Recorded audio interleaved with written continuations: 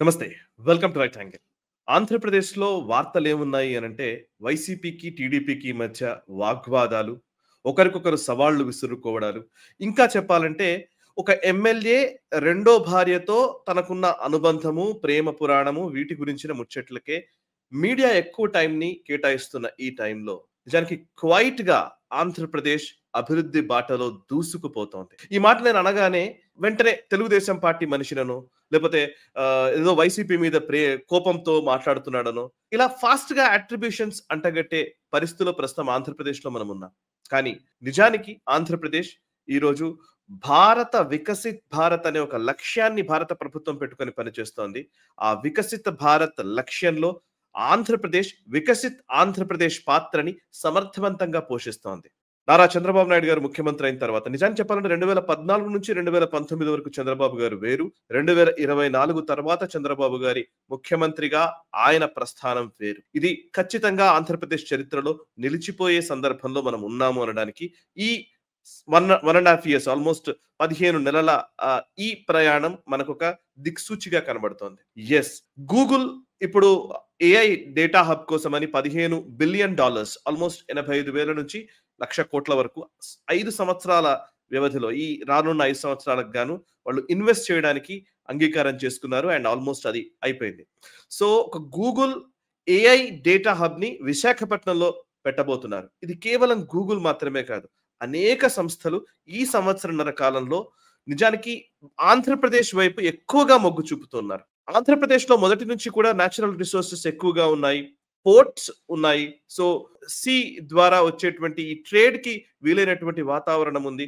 And అంతేకాదు ఆంధ్రప్రదేశ్‌లో ఉన్నటువంటి ఆహ్, ఒక ఒక ఒక రకంగా చెప్పాలంటే వర్క్ కల్చర్ కూడా ఆంధ్రప్రదేశ్‌లో ఉంది. కానీ ప్రభుత్వాలు నిజానికి సరిగ్గా దృష్టి పెట్టకపోవడం వల్లనో, ఇంకోటో తెలీదు కానీ కేవలం హైదరాబాద్‌కే ఎక్కువగా పరిమితమైన పరిస్థితి ఇన్వెస్ట్‌మెంట్స్ అంతా గతంలో ఉమ్మడి ఆంధ్రప్రదేశ్ ఉన్నప్పుడు. అండ్ వైజాగ్‌లో కొంత అడపాదడపా ఇన్వెస్ట్‌మెంట్స్ వచ్చినప్పటికీ ఓవరాల్‌గా స్టేట్‌ని దృష్టిలో ఉంచుకుని ఇన్వెస్ట్‌మెంట్స్ రాలేదనే చెప్పాలి. సో హైదరాబాద్ ఐటీ హబ్‌గా, ఐటీ సెంటర్‌గా హైదరాబాద్ డెవలప్ కాగలిగింది. బట్ ఇప్పుడు ఏఐ ఆర్టిఫిషియల్ ఇంటెలిజెన్స్ కి సంబంధించి ఫ్యూచర్ ఆంధ్రప్రదేశ్‌కి ఎక్కువగా పాజిటివ్‌గా కనబడుతోంది. సో దాన్ని ఒడిసి పట్టుకున్నారు చంద్రబాబు నాయుడు గారు అండ్ ఆయన తనయుడు లోకేష్ గత సంవత్సరం అమెరికా టూర్‌కి వెళ్లి ఆయా కంపెనీల సీఈఓస్ ని కలిశారు. చాలా ఇంపార్టెంట్ డెవలప్‌మెంట్స్ అవి. నిజానికి తెలుగు ప్రసార మాధ్యమాల్లో ఎక్కువగా రిపోర్ట్ కాలేదు. నేను అప్పుడు నేషనల్ స్టబ్‌లో వీడియో కూడా చేశాను. లోకేష్ పర్యటన లాస్ట్ ఇయర్ అక్టోబర్ నెలలో అనుకుంటాను అప్పుడు వెళ్ళినప్పుడు అవి నిజంగా సిగ్నిఫికెంట్ గా ఫలాలు ఇవ్వగలిగితే మాత్రం ఆంధ్రప్రదేశ్ రూపురేఖలే మారిపోతాయని. సో అదే ఇప్పుడు జరిగింది. అండ్ గతేడాది లోకేష్ పర్యటనలో గూగుల్ సీఈఓని లేకపోతే అటు వేరే సంస్థలకు సంబంధించిన సీఈఓల్ని కలిసిన సందర్భంలో అవి ఇప్పుడు ఫలాలు ఇస్తూ ఉన్నాయి. ఇప్పుడు గూగుల్ ఇక్కడ $15 బిలియన్ ఇన్వెస్ట్మెంట్స్ చేస్తుందంటే దానికి కారణం ఆయన గతంలో చేసినటువంటి పిచ్చింగ్, ఆయన ప్రెజెంట్ చేసిన విధానం ఆంధ్రప్రదేశ్‌ని. ఇక ఇప్పుడు ఎక్కడెక్కడ ఏ అంశాల్లో డెవలప్‌మెంట్ జరుగుతోంది అనంటే ఆంధ్రప్రదేశ్‌లో ఈవెన్ డిఫెన్స్ హబ్‌గా కూడా ఆంధ్రప్రదేశ్ మారుతుంది అన్న విషయానికి సంబంధించిన వివరాల్ని నేను మీకు ఇంతకుముందు తెలియజేశాను. హైదరాబాద్ బేస్డ్‌గా డిఫెన్స్ హబ్ ఎలా మారుతోందో అలాగే ఆంధ్రప్రదేశ్‌లో డిఫెన్స్ సెక్టరే విపరీతంగా పెరుగుతోంది. ఎవరికీ తెలీదు, ఇది హెడ్‌లైన్స్‌లో లేని విషయము.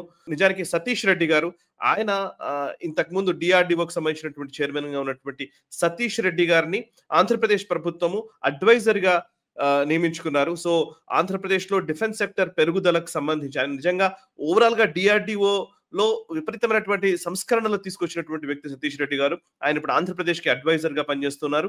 సో ఆంధ్రప్రదేశ్‌లో డిఫెన్స్ సెక్టర్ పెరుగుదలకి ఆయన విపరీతమైన కృషి చేస్తూ ఉన్నారు. సో ఆంధ్రప్రదేశ్‌లో డిఫెన్స్ సెక్టర్ రకరకాల క్లస్టర్స్ గా మారి నిజానికి అటు రాయలసీమలో ఇన్వెస్ట్మెంట్స్ వస్తున్నాయి, అటు కోస్టల్ బెల్ట్ లో కొంత ఇన్వెస్ట్మెంట్స్, ఇంకోవైపు వైజాగ్ లో కూడా ఇన్వెస్ట్మెంట్స్ వస్తున్నాయి. డిఫెన్స్ మ్యానుఫ్యాక్చరింగ్ సెక్టర్ పెరుగుతున్న పరిస్థితి ఆంధ్రప్రదేశ్ లో ఉంది. డిఫెన్స్ మాత్రమే కాదు, ఇప్పుడు ఏఐ వైపు ఎక్కువగా మొగ్గు చూపారు. ఏఐకి సంబంధించి ఆర్టిఫిషియల్ ఇంటెలిజెన్స్ సంబంధించి ఒకవైపు గూగుల్ $15 బిలియన్ ఇన్వెస్ట్మెంట్స్ చేస్తూ ఉంటే ఇంకోవైపు కంట్రోలెస్ కూడా డేటా సెంటర్ ని నెలకొల్పబోతోంది ఆంధ్రప్రదేశ్ లోనే. మరొకవైపు కాగ్నిజెంట్ ఒక ఐటీ క్యాంపస్ ని నెలకొల్పబోతోంది. దానికి $1,582 కోట్ల ఇన్వెస్ట్ చేయబోతున్నారు. సుమారు 8,000 ఉద్యోగాలు వస్తాయనేది ఒక అంచనా దాని ద్వారా. ఇక అటు అదానీ గ్రూప్ కూడా green and hydro power projects లో ఆంధ్రప్రదేశ్ లో ఎక్కువగా ఇన్వెస్ట్మెంట్స్ చేస్తున్నారు. అదానీ గ్రూప్ సుమారు 18,900 కోట్ల రూపాయలు ఆంధ్రప్రదేశ్‌లో ఇన్వెస్ట్ చేస్తున్నట్టుగా తెలుస్తుంది. దానికి సంబంధించిన ఆల్‌మోస్ట్ ప్రక్రియ కూడా పూర్తవుతోంది. ఇక రిలయన్స్ ఇండస్ట్రీస్ వచ్చేసి 65,000 కోట్ల రూపాయలు ఆంధ్రప్రదేశ్‌లో ఇన్వెస్ట్ చేస్తున్నాయి. నిజానికి అంబానీ గురించి, అదానీ గురించి తెలుగు రాష్ట్రాల్లో చేసినంత విష ప్రచారం ఇంకెక్కడా చేయలేదు. కానీ అదే అంబానీ, అదే అదానీ ఈరోజు ఆంధ్రప్రదేశ్‌లో అద్భుతమైన ఇన్వెస్ట్‌మెంట్స్ చేస్తూ ఉన్నారు. అండ్ నిజానికి ఈ ఇన్వెస్ట్‌మెంట్స్ మంచి ఫలితాల్ని ఇస్తే గనక ఆంధ్రప్రదేశ్ భారత అభివృద్ధి పథంలో ఖచ్చితంగా ఒక కీలకమైన స్థానాన్ని పొందుతుంది. ఇక అదానీ గ్రూప్ నుంచి కేవలం హైడ్రో పవర్ ప్రాజెక్ట్స్ కి సంబంధించి 18,900 కోట్లు అయితే రిలయన్స్ ఇండస్ట్రీస్ 65,000 కోట్లు, అందులో కన్స్యూమర్ ప్రొడక్ట్స్ కోసం 1,622 కోట్ల రూపాయలు ఆంధ్రప్రదేశ్ లో పెట్టుబడులు పెట్టడానికి నిర్ణయించుకున్నట్టుగా తెలుస్తోంది. ఇక అగ్రో ప్రాసెసింగ్ కావచ్చు అండ్ ప్రిసిషన్ మ్యానుఫ్యాక్చరింగ్ కి సంబంధించినటువంటి సెక్టర్స్ లో కావచ్చు, లగ్జరీ హాస్పిటాలిటీ విషయంలో కావచ్చు ఆంధ్రప్రదేశ్ లో ఎక్కువగా ఇన్వెస్ట్మెంట్స్ వస్తూ ఉన్నాయి. ఇంకా కొన్ని నేను డీటెయిల్స్ చెప్పే ప్రయత్నం చేస్తాను. అదానీ ఎయిర్టెల్ పార్ట్నర్షిప్ తోటి ఇప్పుడు గూగుల్ డేటా సెంటర్ వస్తుంది. అటు కంట్రోలెస్ డేటా సెంటర్ 500 కోట్ల రూపాయలు ఇన్వెస్ట్ చేయబోతోంది. రేమన్ కంపెనీ 1,202 కోట్లతో ఇన్వెస్ట్మెంట్స్ చేయబోతోంది. 6,571 జాబ్స్ వస్తాయని ఒక అంచనా.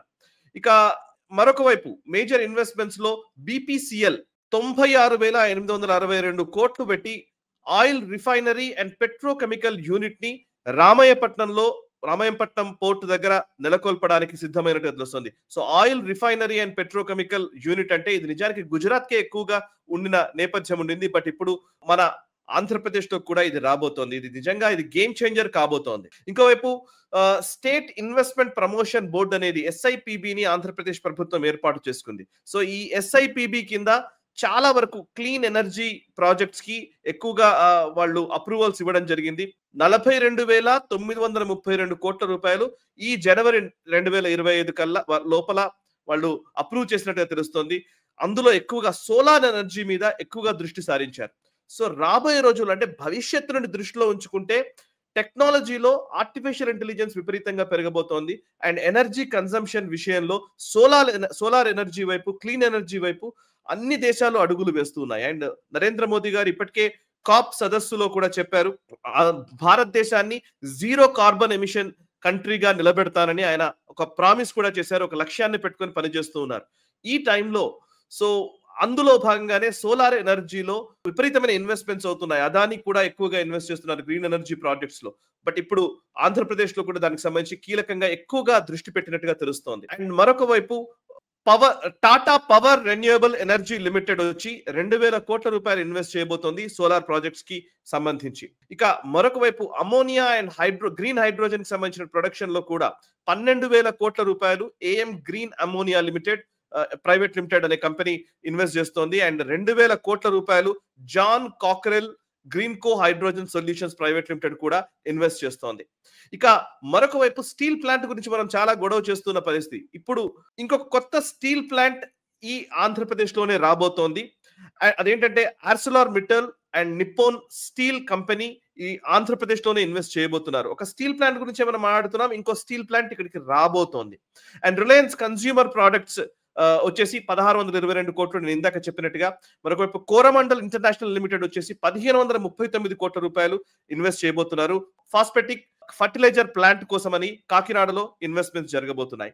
అండ్ ఇంకా చెప్పాలంటే ఆంధ్రప్రదేశ్ అనేది ఇప్పుడు ఒక గణాంకాల లెక్క ప్రకారం 2024-25 ఫిస్కల్ ఇయర్ కి సంబంధించి 4.47 లక్షల కోట్ల రూపాయల ప్రాజెక్ట్స్ కి అప్రూవల్స్ ఆల్మోస్ట్ అయిపోయినట్టుగా తెలుస్తోంది. అండ్ అక్టోబర్ 2025కి సంబంధించినటువంటి డేటా ప్రకారం చూస్తే, ఈ నెలలో వచ్చినటువంటి డేటా ప్రకారం చూస్తే ఎస్ఐపిబి అప్రూవ్ చేసినటువంటి ఇన్వెస్ట్మెంట్స్ 30 ఇన్వెస్ట్మెంట్స్ ప్రాజెక్ట్స్ కి అప్రూవల్స్ ఇచ్చింది. 1.14 లక్షల కోట్ల రూపాయల అప్రూవల్స్ అయిపోయాయి. ఇప్పుడు ప్రస్తుతం $15 బిలియన్ ఏదైతే ఇన్వెస్ట్మెంట్ గూగుల్ చేస్తోందో అది కూడా కలిపి, అంటే ఓవరాల్ గా 5 లక్షల కోట్ల పైచిలకు ఇన్వెస్ట్మెంట్స్ కి ఆల్రెడీ అప్రూవల్స్ అయిపోయినట్టుగా తెలుస్తోంది. అంటే ఈ 2025 ముగిసిన తర్వాత 2026, 27, 28 ఈ 3 సంవత్సరాల్లో అక్కడ ఇన్వెస్ట్మెంట్స్ ఇబ్బడి ముబ్బడిగా ఆంధ్రప్రదేశ్ లో రాబోతున్నాయి. ఇంకా కొన్ని లూప్ లో ఉన్న ప్రాజెక్ట్స్ కూడా చాలా ఉన్నాయి. సో ఈ ప్రాజెక్ట్స్ లో అన్నిటిలో కనుక ఇన్వెస్ట్మెంట్ సరిగ్గా ఆ పైప్ లైన్ కనుక సరిగ్గా ఇన్వెస్ట్మెంట్స్ వస్తే గనక ఆంధ్రప్రదేశ్ రూపురేఖలు మారబోతున్నాయి. ఈ నిరుద్యోగ సమస్య అనేది పూర్తిగా పోబోతోంది. అండ్ అంతేకాదు ఆంధ్రప్రదేశ్ లో ఆర్థికంగా ఒక నెక్స్ట్ లెవెల్ ఆర్థిక పురోగతిలోకి ఆంధ్రప్రదేశ్ వెళ్ళబోతుంది అనడంలో ఎటువంటి సందేహం అక్కర్లేదు. సో నిజానికి విడిపోయిన ఆంధ్రప్రదేశ్ తెలంగాణలు రెండు కూడా సమృద్ధి కావాలని, అభివృద్ధి పథంలో దూసుకెళ్లాలని అండ్ భారతదేశాన్ని వికసిత భారత్ గా నిలిపే లక్ష్యంలో ఆంధ్రప్రదేశ్ ముందడుగు వేయాలని, అటు తెలంగాణ కూడా ముందడుగు వేసే విధంగా ఈ ప్రభుత్వం కూడా పనిచేయాలని మనం కోరుకుందాం. తెలుగు ప్రజలు ఎక్కడున్నా సరే సంతోషించే ఇటువంటి వార్తల గురించి అసలు మన మీడియాలో వార్తలే అందించని పరిస్థితి కనబడుతోంది. కొన్ని కేవలం పొగడ్తలకి పరిమితం అవుతారు, కొన్ని కేవలం విమర్శలకే పరిమితం అవుతున్నటువంటి మీడియా సంస్థలు ఉన్న నేపథ్యంలో సో కొన్ని డీటెయిల్డ్ ఇన్ఫర్మేషన్ మీకు ఇచ్చే ప్రయత్నం నేషనలిస్ట్ హబ్ చేస్తోంది. అండ్ మీకు తెలిసినటువంటి ప్రాజెక్ట్స్ వివరాలు కూడా ఇంకాస్త యాడ్ చేసే ప్రయత్నం చేయండి. నేను కొన్ని మాత్రమే చెప్పే ప్రయత్నం చేశాను సమయాభావం వల్ల. ఇంకా మీకు తెలిసినటువంటి ఇన్వెస్ట్మెంట్ ప్రాజెక్ట్స్ ఎక్కడెక్కడైతే ఏమేమి ఉన్నాయో అవన్నీ డీటెయిల్స్ కూడా కమెంట్స్ ద్వారా తెలియజేసే ప్రయత్నం చేయండి. ఎస్, పాజిటివ్ స్టోరీస్ చెప్పడం వల్ల, ఒక పాజిటివిటీని పెంచడం వల్ల నిజంగా నెక్స్ట్ జనరేషన్స్ కి మనం ఒక హోప్ ఇచ్చిన వాళ్ళం అవుతాం. ఈ దేశం నుంచి వేరే దేశంలో స్థిరపడాలి అనుకునే వాళ్ళకి, నిజంగా అక్కడ ఇబ్బందులు పడుతున్న వాళ్ళకి భారతదేశంలో ఉన్న ఆపర్చునిటీస్ గురించి, అందులోనూ మన తెలుగు రాష్ట్రాల్లో ఉన్నటువంటి అవకాశాల గురించి చెప్పడం వల్ల వాళ్ళు ఇక్కడికి రావడానికి అవకాశం ఉంటుంది, ఈ దేశాన్ని అభివృద్ధి చేయడానికి దోహదం చేస్తుంది. అండ్ ఈ వీడియో నచ్చితే లైక్ చేయండి, 10 మందికి షేర్ చేయండి, మీ కమెంట్స్ ద్వారా మీ అభిప్రాయాలు మాతో పంచుకోండి. మనసా వాచా కర్మణ, దేశహితం కోసం నేషనలిస్ట్ హబ్. ఈ వీడియో మీకు నచ్చినట్టయితే లైక్ చేయండి, 10 మందికి షేర్ చేయండి, అలాగే కామెంట్ల రూపంలో మీ అభిప్రాయాలను మాతో పంచుకోండి. Nationalist hub group of channels ను సబ్స్క్రైబ్ చేసుకుని తెలుగునాట జాతీయవాద జర్నలిజాన్ని ప్రోత్సహించండి. ఈ వీడియో కింద ఉన్న బెల్ ఐకాన్ పై క్లిక్ చేయడం మర్చిపోవద్దు.